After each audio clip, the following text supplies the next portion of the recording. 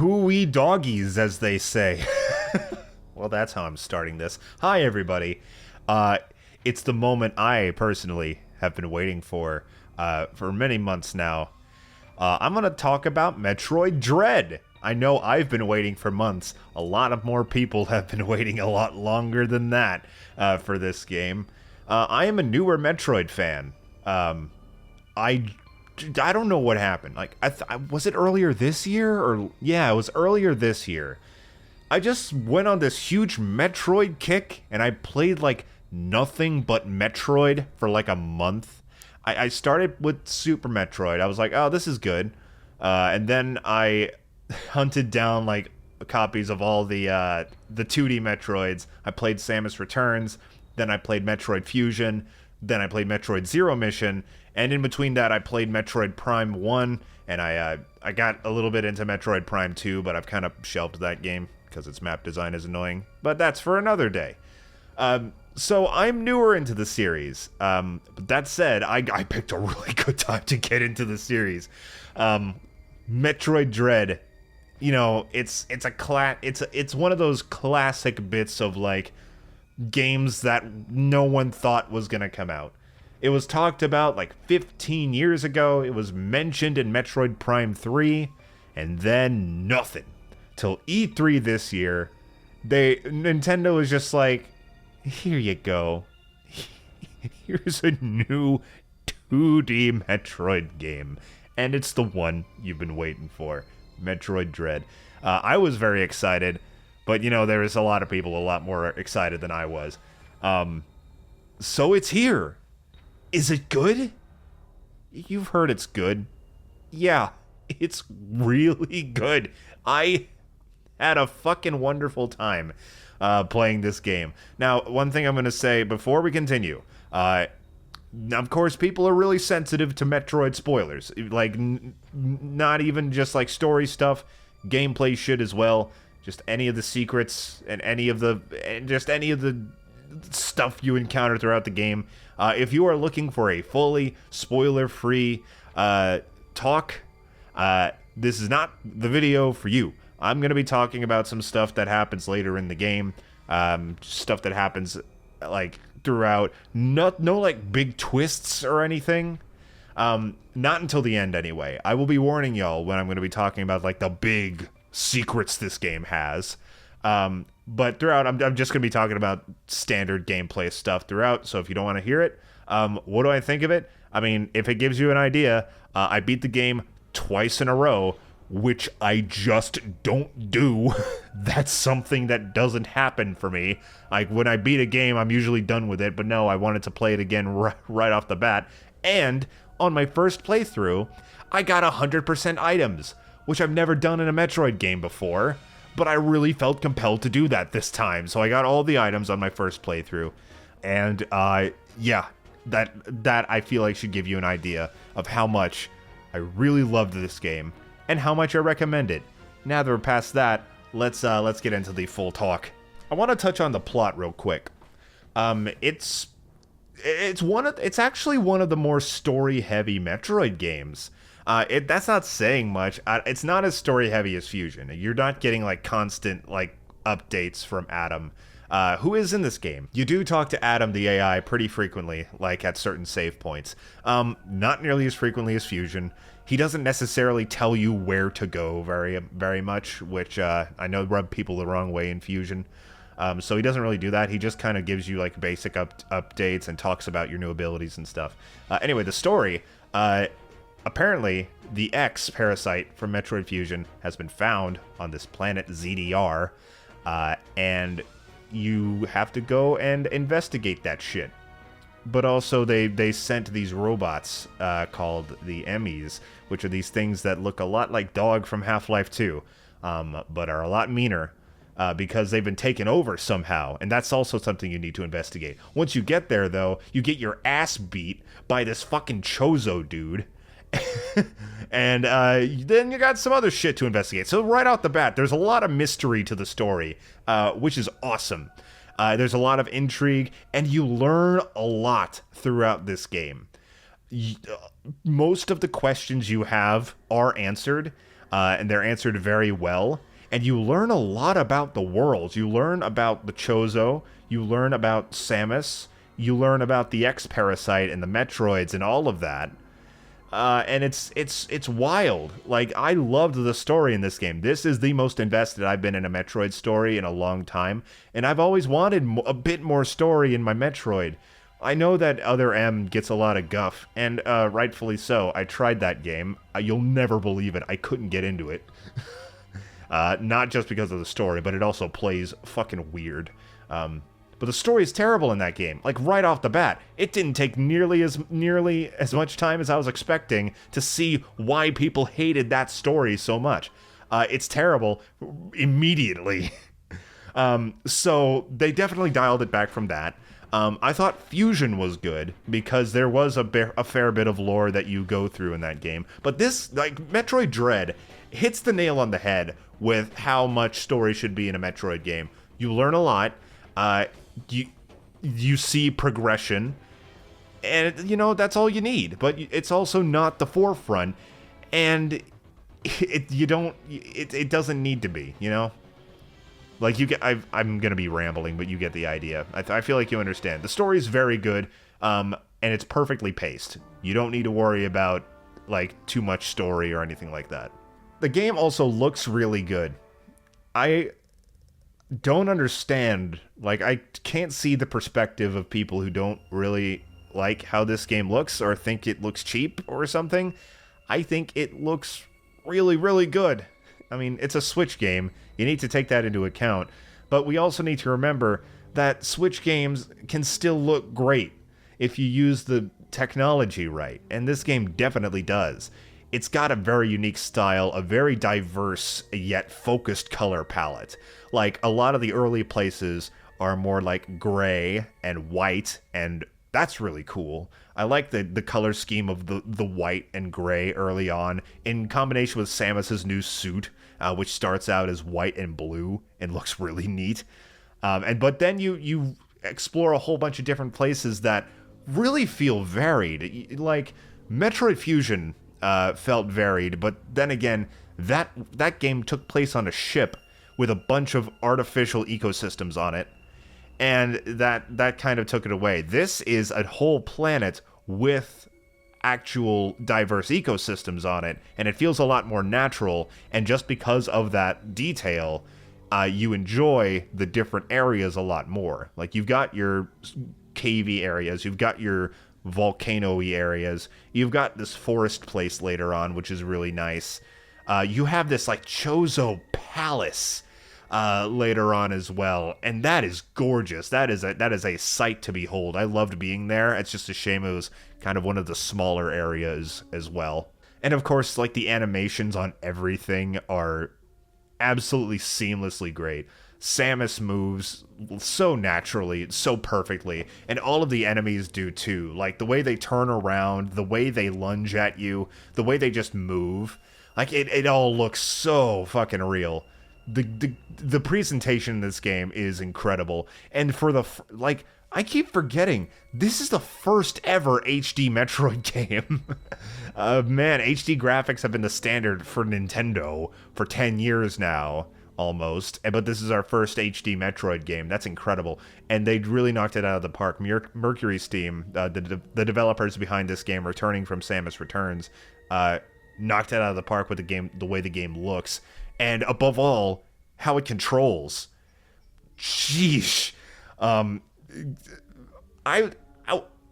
Metroid controls have been on an upswing ever since Fusion. That game controlled very well, and then Zero Mission after it, I think, controlled even better. Controlling Samus in Zero Mission felt so zippy and satisfying. And then in comes Mercury Steam, who did Samus Returns, and that game controlled like a dream as well. It introduced the full range aiming, where you can stop and just aim in a full 360 degrees in any direction, which was great. It added the parry, which, I mean, people feel mixed about it. I thought it was cool. Basically everything that Mercury Steam improved on from Metroid Zero Mission up to Samus Returns, they improved on further with Dread. It's the first thing you hear about Dread, I feel like. It's the first thing I heard when I started hearing people actually talking about the game leading up to release, and once it actually released, is that it controls like a dream. Samus feels so like tight. Like, jumping feels so right. Her weight feels right. Shooting is great. You can now do your parry move while running, which if you time it right, which oftentimes you will, the game leans into that mechanic very much. Like, oftentimes, and I don't know if there's like an engine in place for this, but enemies will often lunge at you just at the right time where you can keep running, you don't have to stop and wait for them, and you just parry, bam, shoot them, bang. Pretty much every time you parry an enemy, they die in one hit afterwards, and then you just keep moving. This game is so fast! You just move so quick, and it flows so perfectly. Combining that, like, the running parry, along with this new slide ability you have, and the fact that you can just kind of get into little tunnels and into your morph ball so easily.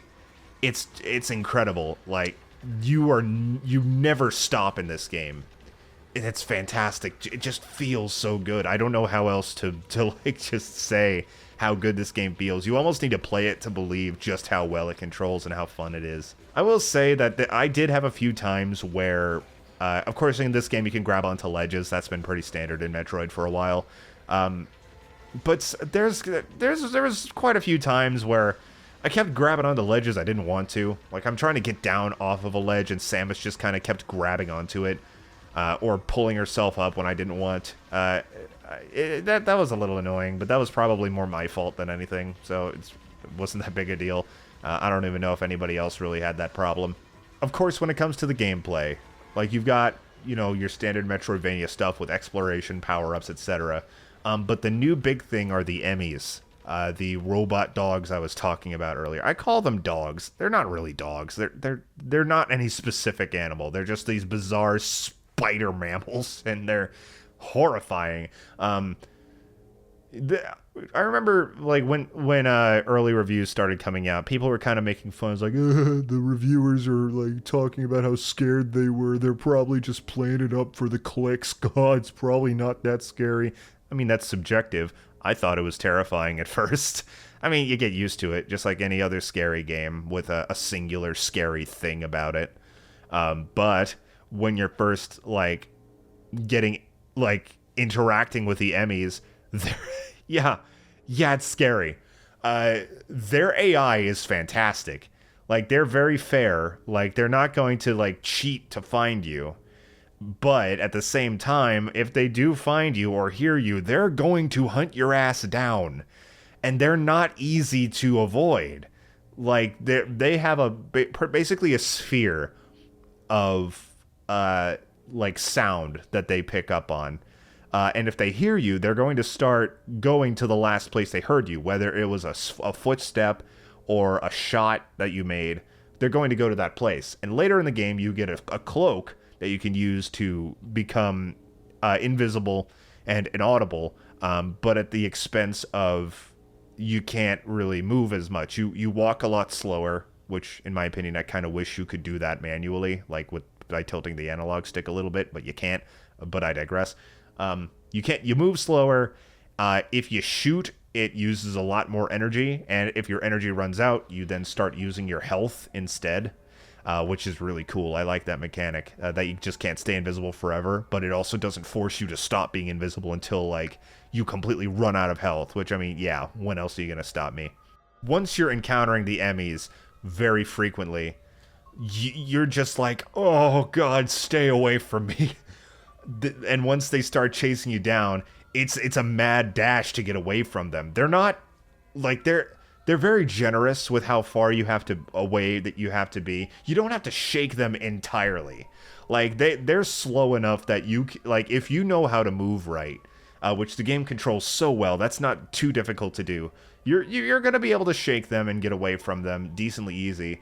But then at that point, they're already kind of close to you, and you're going to want to get out of the area as soon as possible. Emmies only stay in their predetermined areas that have special doors, so you always know when you're about to run into an Emmy, which is good. I like how they handled that. I'm sure a lot of people were worried, myself a little bit, like if the Emmies were going to be like randomly showing up all the time, or if they were just going to be in like specific scripted situations like the SAX was in Metroid Fusion. Both of which have their problems, but I think they handled it perfectly. The Emmies stay in their own areas, which are not small, so you're going to be going through them very often. So, like, I think that they found the perfect medium in terms of how they handle the Emmies, because they're tense. They get less tense as the game goes on, but they're not annoying at all. Plus, a few things. You can actually counter the Emmies once they get you. What I didn't realize until watching Vinny Vinesauce play the game is that you have 2 opportunities per capture to actually counter them. So whenever they like flash their eye and they make like a free sound, you know, that legendary sound that Emmies make, free. If you press the counter button, you can actually get out of their grasp. The timing on it is extremely tight, and it varies very frequently. Like, it's never the exact same animation. Sometimes there's a bit of a delay on it, so you can't just get used to the exact timing of the animation or anything. But it's totally doable. It's hard. It's not easy to get that timing down just right, but it's not impossible either. I managed, if I focused really hard, I managed typically to get like, I'd say 40 to 50% of the time I was able to escape them when I get caught. So it's really not all that bad. Plus another thing, I think I said I was going to mention 2 things. You can actually destroy the Emmies. You do have the ability to do that. Every Emmy area has this like mini mother brain type thing that you can destroy to get a temporary power up to your blaster that is specifically used to destroy the Emmies. And once you destroy them, they go away. What I love about it is that it's kind of in 2 phases. First, you need to destroy their faceplate. In order to do this, you need to hold down the aim button and then blast them with this like machine gun that you get when you get this power up. You need to blast their face until it explodes, which is a great sentence. And then you need to use this charge beam that you get, which takes like a good 5 seconds to fully charge up, to blast them on their exposed like eyeball. And I really love the way they handled this, because it's really fun to, like, once you get the power up, take a look at the map and see what stretches of land are best for, like, taking them out. Because when you're using this power, you can't move, so you need to find a place where the Emmy is going to be in your sights for long enough that you can actually fire on them for quite a while, so that you can either destroy their faceplate and then run away, most likely. It's very difficult to do them both at once. And then find a stretch long enough to charge up your charge beam to finally take them out. That is such a fun little bit of strategy. I really love doing that. And it's such a little thing, because there's 7 Emmies, and you don't destroy all of them yourself. Some stuff happens throughout the plot which leads up to that. But you destroy most of them. And each time you do it, it is a lot of fun to take them out yourself. Next, I'm going to talk about the power-ups. You get your, standard Metroid power-ups. You get, the charge beam, you get the wave beam, you get the morph ball really late, actually. It takes a little while to get the morph ball. It's very, very weird, because you run into so many little crevices that you can go in with the morph ball, but you don't get it for a while, and it's very worrying. It was weirdly anxiety-inducing how long it took you to get the morph ball, because of how many little morph ball areas you walk by. I'm like, I want to go in these. Give me the damn morph ball, please. Anyway, the star of the show in terms of power-ups, though, is the speed booster. Oh my god, it's incredible. I cannot gush enough about how amazingly Mercury Steam took advantage of the speed booster. You know, it's a classic Metroid power-up, but this game just takes it to a whole new level. So not only can you, like, run really fast, you do it by pressing the left stick, but you can also wall jump and maintain your speed, and then you can, like, you could do it while you slide, you could do it while you wall jump, and that leads to some incredible puzzles that take really full advantage of that. Like, there's some pretty challenging to get secret items that you get by, you know, speed wall jumping and, like, doing all this weird shit with the speed booster, and it's so fucking satisfying to pull it off. It's not easy all of the time, which is good, but pulling it off feels incredible. They're not really that few of them either. There's just enough of these really cool speed booster / shine sparking puzzles that you need to solve to get all the items that it doesn't overstay its welcome, and you feel great doing it every time. There was one item though. Here's a hint for anybody playing this game.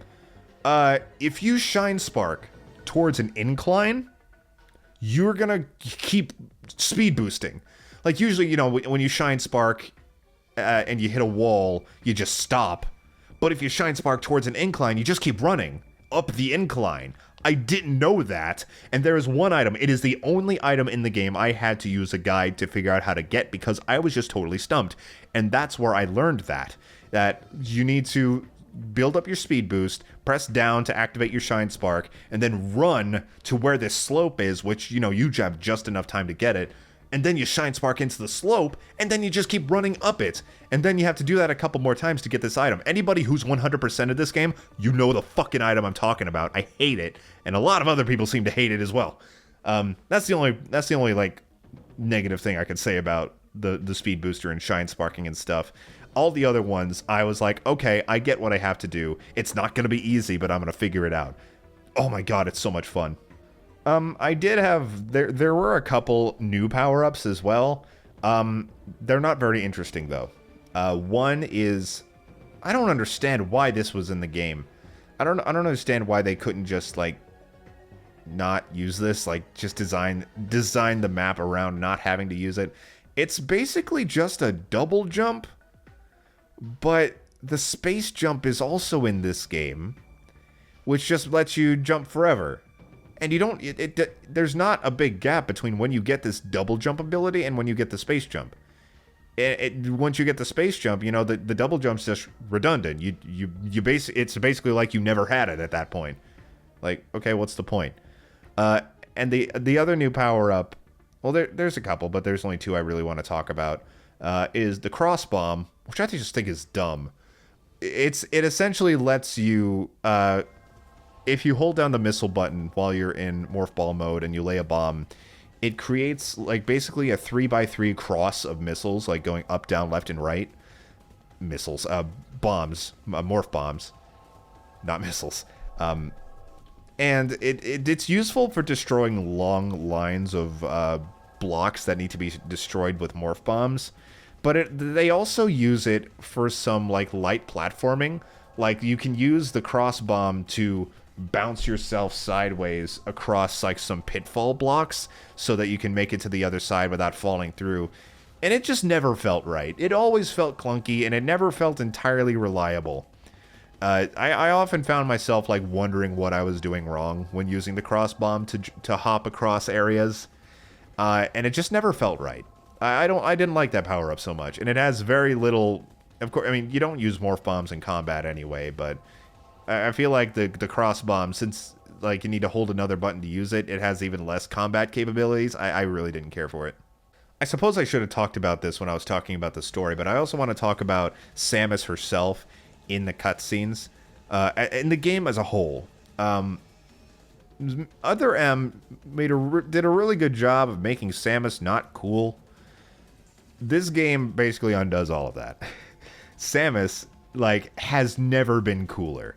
In terms of how you feel playing as her, you know, it's fantastic.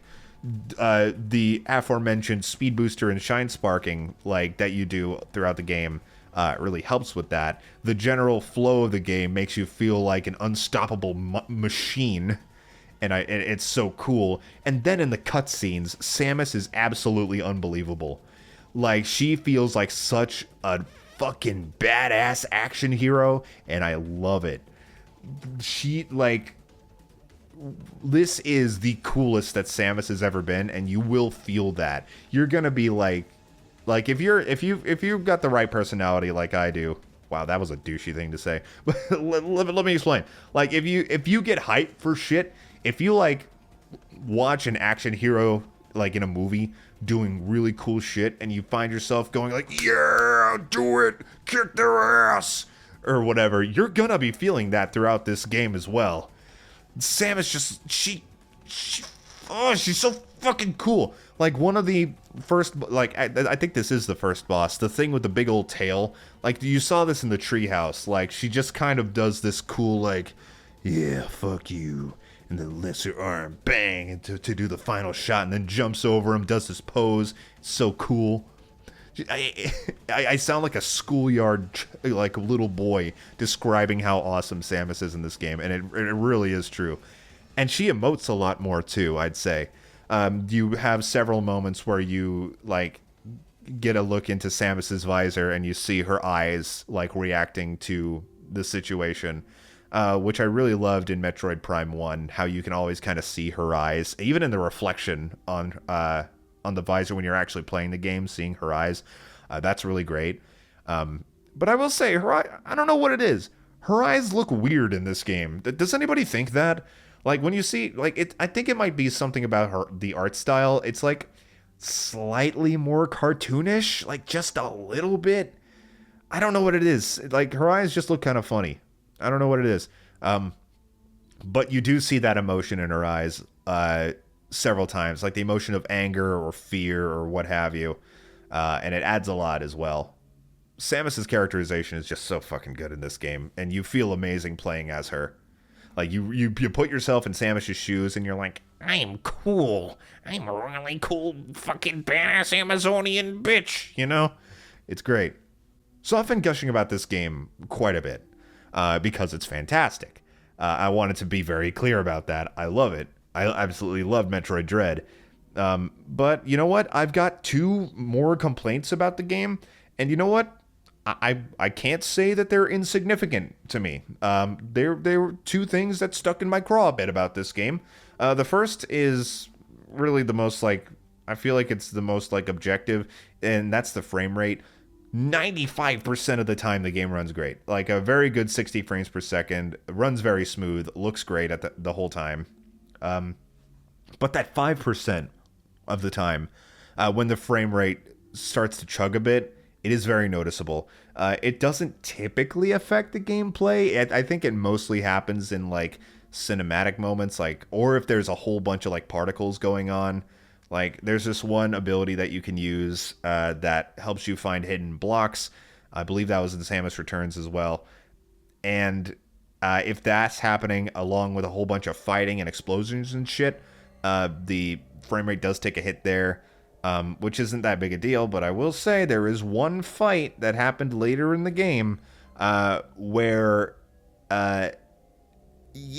the frame rate dipped quite a bit in the middle of a frenetic mini-boss fight, and it did affect my time playing that boss fight. Yeah, you know, it was one bit of this game that took a decent chunk of time for me to beat. So in the end, it's really not that big a deal, but I noticed it. And my last complaint, I will say it's a bit more significant, and I'm not sure that everybody's going to agree with me on this. That's the map design. If you're looking for a game that's as open as Super Metroid is, then you're not going to find it here. I know a lot of people were looking for that. I was kind of hoping for it too. In reality, I don't know if we're ever gonna get a game as open and as wandery and as get losty as Super Metroid was, and which is understandable. But that's not really my problem. My problem is the game, at least for the first, I'd say 3/4, or no, 2/3. The first 2/3 of the game really like to railroad you on a particular path. And what do I mean by that? Because, I mean, it's standard for Metroid games where you pass by places that need a particular power-up in order to traverse. And then you go back and, traverse it. And then you get an item. And then you're happy. The game doesn't want you to do that for a lot of the game. Because there are many, many times where you're going to be traversing the map. And then you're either going to fall down a pit that you can't climb back out of. Or you're going to do something that alters the map so that you open up one path, but you block off another. So that's irritating. Like, every time that happened to me, I like cringed a little bit because I was like, I want to go back. I want to kind of explore a bit and get some of the items that I saw that I couldn't get because I didn't have the right power up. But now I have the power up. I want to go back, but you really can't. They really want you to stay on this one path for a lot of the game.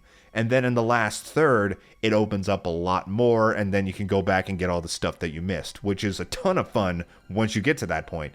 But it just kind of naturally keeps you on the right track. I'd say a bit too much. Because of all these times where the map alters itself, whether, again, there are some power-ups that move blocks, and that you use to open up one path, but oftentimes the block is going to fall into a hole, which blocks off another path, and that happened a bit too much, I think. I'd say that its linearity, which I do consider the game decently linear for the most part, not super linear. Like, people complain about how linear Fusion was, and it's not as linear as that, and it certainly does it in a more natural way. Its linearity, because Fusion was just like Adam tells you somewhere you need to go and you need to figure out how to get there. This game doesn't really do that entirely. It does it a couple of times, but most of the time you need to figure out where you need to go. The thing is, that's just not difficult to do, because where you need to go is typically pretty obvious and you can't go many other places than that. And that was pretty frustrating. I didn't like that very much about the game. But then, like I said, in the last third, when you actually can explore the whole map, like, you forget that was even a problem. Because, again, I 100%ed the items in this game. I've never done that in a Metroid game before, because the map design is so good. Again, I only used I only used a guide to get one item. Even then, it's not like I needed a guide to figure out where the item was. I just needed to figure out the puzzle to actually get it. So the game, the map is designed in a very friendly manner, where you're not going to be like, where the hell is that last fucking item? Because it's going to be pretty obvious. You're either going to have passed by it, so it's marked on your map anyway for you to go back and get it, or you can see like this empty piece of the map you haven't explored yet, so that you can go there and then, oh, look, there's an item here. Great. So it's really a shame that the game is so linear for so much of it, but I don't mind it so much, because it did annoy me, but by the end of the game I didn't even fucking care. I was just having too much fun, and it's one of those things that really only bugs you if you think too hard about it, which, I mean, I did, and maybe that's my fault, but overall this game is so fucking good that it really shouldn't and didn't ruin my time with it. So that's the basics of Metroid Dread. Was it worth the 15-year wait? I can't say.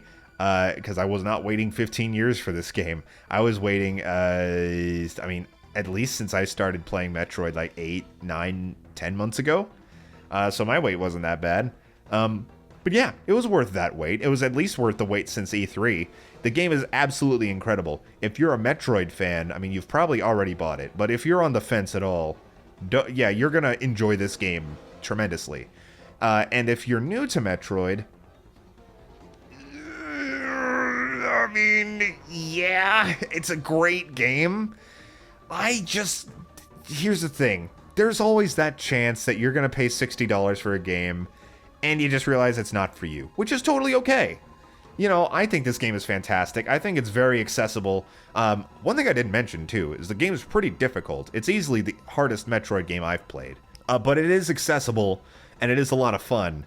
But I always say, man, if you've got a Switch, just give Super Metroid a try. That game does not control nearly as well, but it's a classic, and it is a lot of fun, and it's got the exploration down. So if you're new to Metroid, I say give Super a try first, and if you like it, definitely pick up Dread.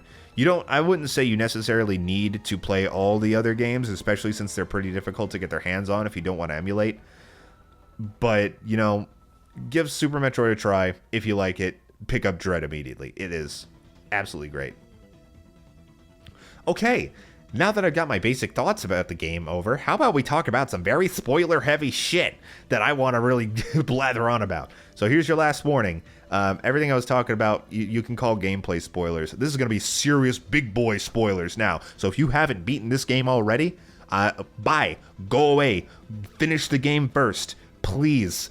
Because these moments, people complained about Nintendo spoiling shit in trailers. They didn't, trust me, they did not talk about all the best bits. They still left a lot of surprises. Now I want to talk about them. So, bye everybody who has not beaten the game. Hello, secret club of people who have beaten Metroid Dread. Let's talk about Samus speaking Chozo. That was such an amazing moment. Here's my thought process, because you're talking to Quiet Robe, he's talking to you in Chozo, which is a really cool sounding language, and then you hear this female voice talking Chozo. Of course, Samus is wearing her helmet, you can't see her lips moving, her head doesn't move very much, as in like a typical animated character would be if you can't see their face. So I was like, oh, is there another person here? Is there another Chozo, like a female Chozo? Is this like a robot? Oh, shit, that's Samus talking. That's Samus speaking in full sentences in a game that isn't shit. It's amazing. That was such a cool moment. Like, I kind of just flipped my shit when I realized I was Samus talking. My mouth was agape. I was like, oh, that was awesome. They made Samus talking and they didn't make it embarrassing. It was awesome. I loved it. And then Quiet Robe, poor dude. He didn't die, thankfully. He showed up again at the end of the game and helped you escape. So thank you very much for that, Quiet Robe. You're a good guy, and I liked having you around. Also, Ravenbeak is your dad? What? So, from my understanding, I'm pretty sure I'm getting this right. Ravenbeak is the Chozo whose DNA you were given when you were discovered by the Chozo or whatever. Like, pardon me, I'm not huge on Metroid lore. So, like, I know that Samus was infused with Metroid, also correct, but not what I'm talking about, Chozo DNA, and I guess Ravenbeak is the Chozo who gave his DNA to you. That's cool. That was a really cool revelation, and it made Ravenbeak even more of a good villain. Like, he doesn't show up very much. He's very elusive. You don't see him very much. You see him at the very beginning, at the very end, and then you hear him talked about by, like, Quiet Robe and Adam and stuff. Which, that's fine. It keeps him mysterious, and then you learn about him at the end, and that was such a cool moment, too. And seeing Samus just being pissed off at him because he wants your Metroid DNA so that it can take over the universe or what have you. That was neat. Oh my god, can we talk about that ending sequence, please? When Samus gets just fully taken over by her Metroid DNA and goes fucking apeshit. You just blast through everything. It's very reminiscent of the end of Super Mario Odyssey. Fucking spoilers, I guess. I'm sorry. Where you control Bowser and then you wreck shit for, like, unopposed for a good few minutes. It's the same thing here, except instead of Bowser, you get a laser and some spiky Metroid armor. Oh my god, that was so much fun. That was such good shit. That was another one of the moments where I was talking about where I'm like, if you're watching a movie and you go like, yeah, fuck them up. I was like basically screaming that the entire time I was doing that last sequence. Oh, it was so much fun. So fucking cool.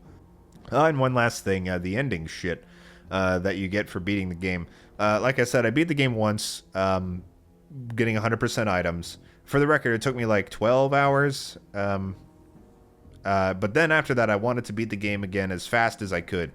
Because I thought that, the classic Metroid ending thing, the better you do, the less clothes Samus wears. That's just how it is. And you know what? I'm interested in seeing what that looks like in this game. Not much. For some reason, at the end of every time you beat the game, it shows the same animation of just zooming in on Samus's visor and her looking at you. That, I don't know why.